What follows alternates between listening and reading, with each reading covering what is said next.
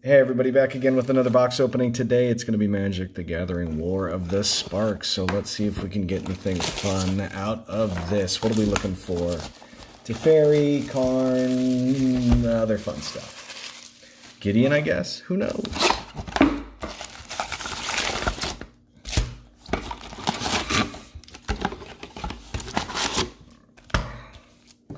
So many packs. So many packs. Let's go with number one. I'm not going to talk too much about the commons or the uncommons because there's going to be a billion of them and we don't need to look at everything. And first rare, planet-wide or plane-wide celebration. Well, that one's going to be fun in a green ramp deck.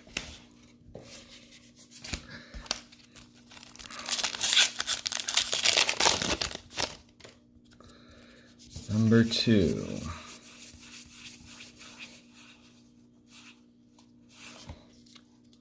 Role reversal. Well, yeah. I like your creature better than my 1/1. That one's pretty straightforward.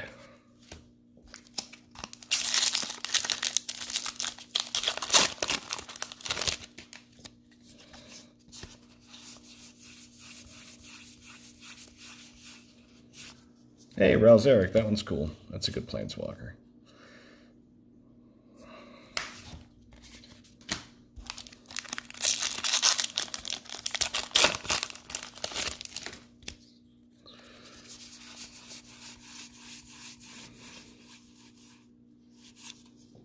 Sure, everybody loves Jace. Hey, there's a foil. It's going to be the first foil, Storev Devkarin Lich. Everybody loves a foil rare. You can't complain.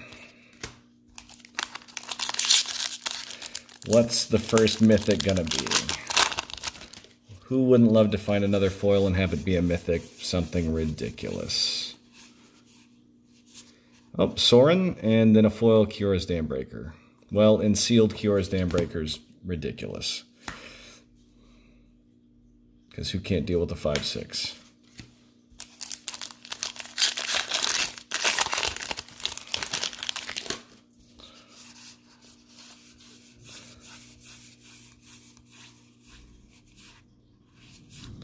Bolas's Citadel. Well, I got to play against this card in Two-Headed Giant this last weekend, and it is, let's just say, stupid. Because why not play your entire deck, especially if you have a little extra life to use. And, yeah.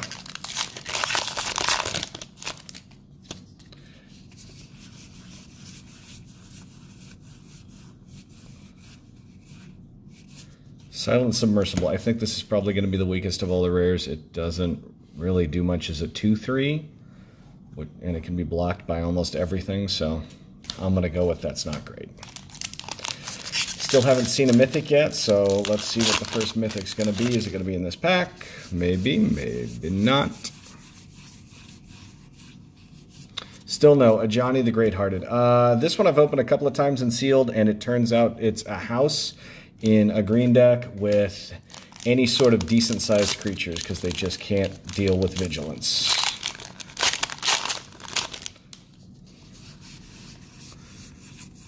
Anything out of this? What do we have here? The Elder Spell. This one's fun. I've seen it a couple of times in Two-Headed Giant this weekend as well. It ends up being really good, especially if one of your opponents has an all Planeswalkers deck.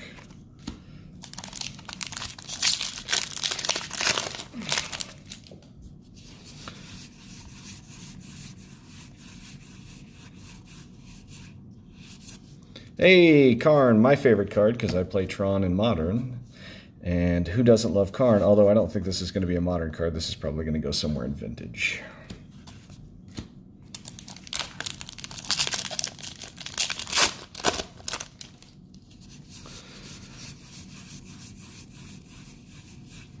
Hey, there we go. First mythic, it's Gideon Blackblade. Oh, and a second foil rare, Ignite the Beacon, which is going to go great in my Planeswalker Commander deck, because that's what I do. I get all my Planeswalkers, and then you hate me.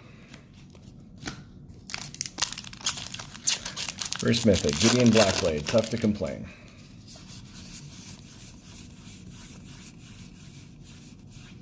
And there's the second one, Finale of Glory. I managed to get a foil one of these in one of the pre-release packs on Saturday. And sadly, I couldn't make the dream come true, but eventually it will happen, I promise.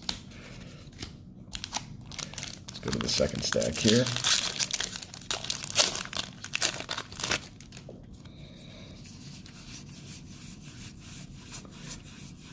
All right, so that's two of our mythics. Hey, there's Domri and Arcabolus and green-red ramp deck, maybe? Don't know. We'll find out. So, post in the comments below if anybody's been opening this. Did anyone else notice that citizen tokens seem to be tougher to get than some of the mythics? And I'll pull one out here in just a second and show you what I'm talking about. Soul Diviner. This one's going to be, I'm not entirely sure. Let me find one over here really quick. Yeah, one of these. If anybody gets more than one or two of these in the box, I'm going to be really surprised. Especially considering that Finale of Glory makes X number of those, so.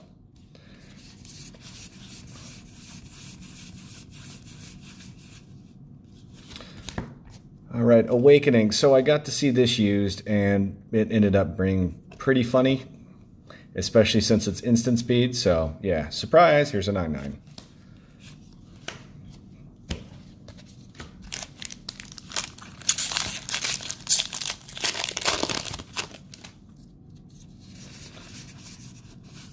Let's see, anything fun? Tomek, I haven't run into this card yet. And another foil. Hey, foil Ashiok. Who doesn't love Annoyance? Let's see, so I guess for humans against what? Life? Seems pretty annoying against Life from the Loam, so.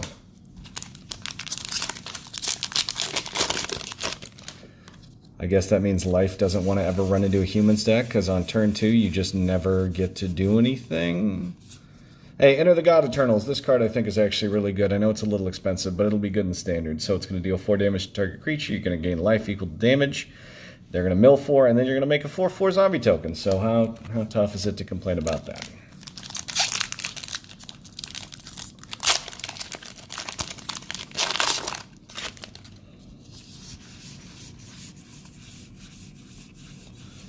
Hopefully these have stayed in focus. Widespread Brutality. Hey, ran into this card a couple of times. I don't think it's amazingly great, especially if you play this and you've amassed 2. And that's all you've got. But maybe in like a black... Oops, sorry, knocked the camera there a little bit. Maybe in like a black-red deck where you've got the 1 in a black enchantment that just amasses every turn, it could end up becoming ridiculous. And hey, another Ignite the Beacon. Right on.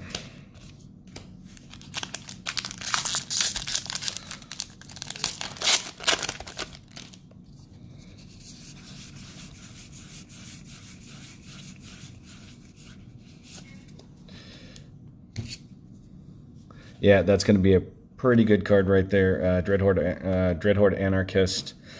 It's snap on a stick when it attacks. So this seems like a modern and even a legacy burn card because it's just boom, hit you for 1, get my bolt back, bolt you again. Goes over there.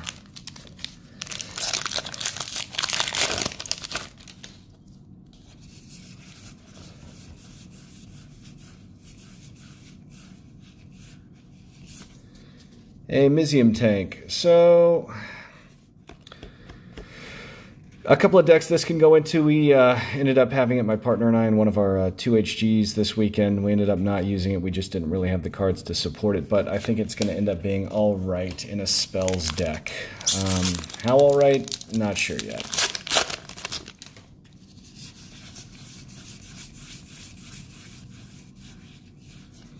Single combat. Hey, another foil. Oh, Giant Growth. Who doesn't love Giant Growth? Single combat's interesting because everybody's going to burn everything except for 1 creature, Planeswalker, and then they basically can't do anything the next turn. But interesting card.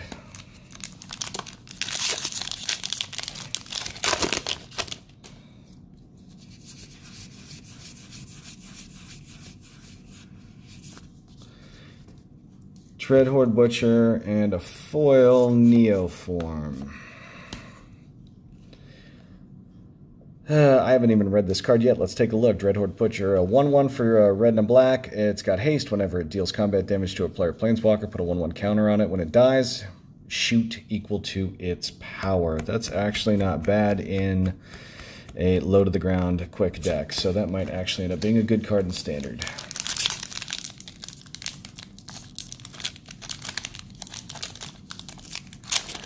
As my buddy Jordan likes to say, because this pack was difficult to open, it's going to have something good in it, which means it probably won't have anything special whatsoever in here. Hey, Vivian, Champion of the Wilds. Nothing wrong with Vivian. She actually doesn't have an ultimate, which is kind of strange. There's quite a few planeswalkers in the set with no ultimate, but the ability to dig through and find some creatures is always fun.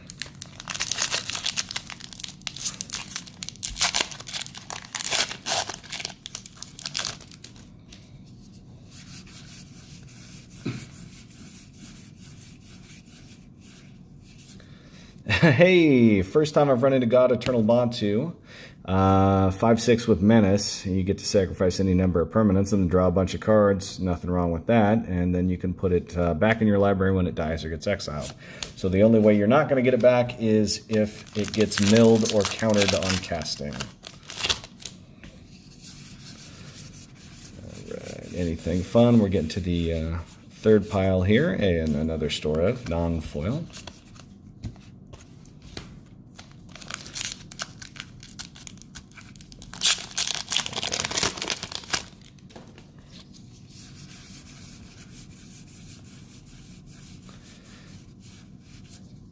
Another Nissa, or sorry, not another Nissa. This is Nissa, not Vivian, and that's who I was talking about earlier. Nissa actually has an ultimate. Unlike some of the other planeswalkers in the set, you get a crazy emblem that says lands you control are indestructible. Put a bunch of forests on the battlefield tapped and enjoy your life. Hey, ramp deck. Who doesn't love a ramp deck? Especially when you can proliferate and do it really quickly. And let's see if I can find the card that does it for you. Not in this pack. Hey, Neheb, Dreadhorde Champion. My other commander deck is Minotaurs, so this clearly is going in there because it's funny and everyone will love it. Especially when you're stacked up with lands and you don't need them.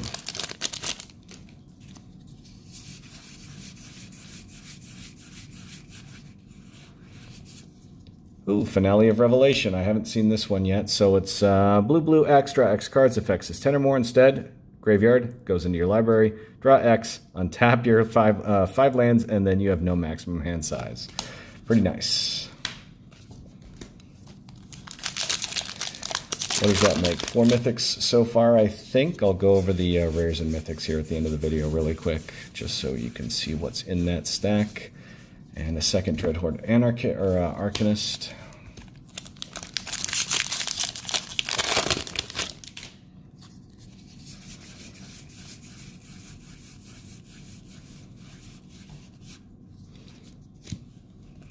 Another Storev.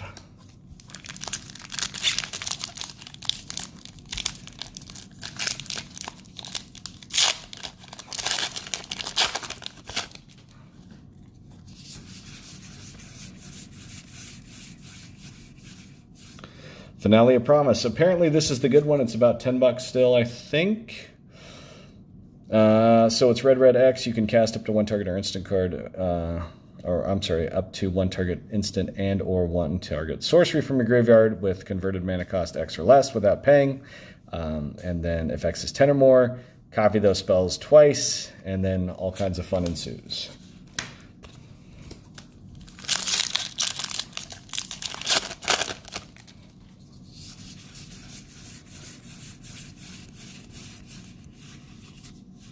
Hey, Solar Blaze, everybody hits themselves. Why are you hitting yourself? Stop hitting yourself.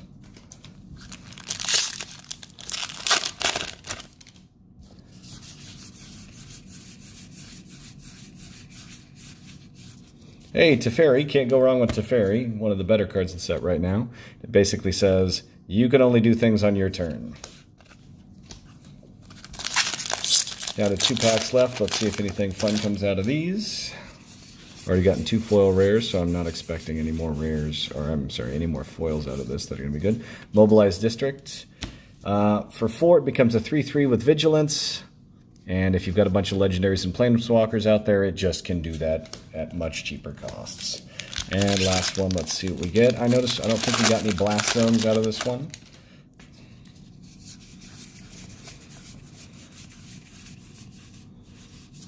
Nope, and Krenko. Krenko's actually really funny, especially if you have a Pegasus to jump him in the air and your opponent can't block flyers.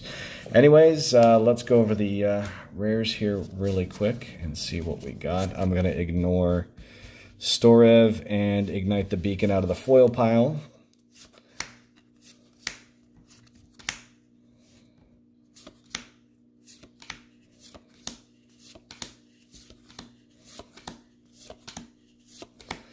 All in all, I don't think this was the worst box ever, so it's tough to complain. And we still don't know what the value of a lot of these are going to be.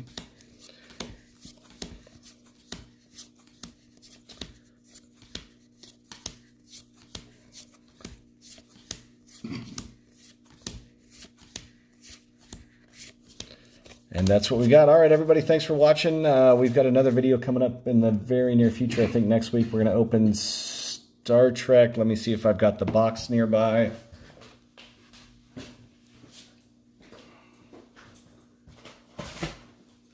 I do indeed.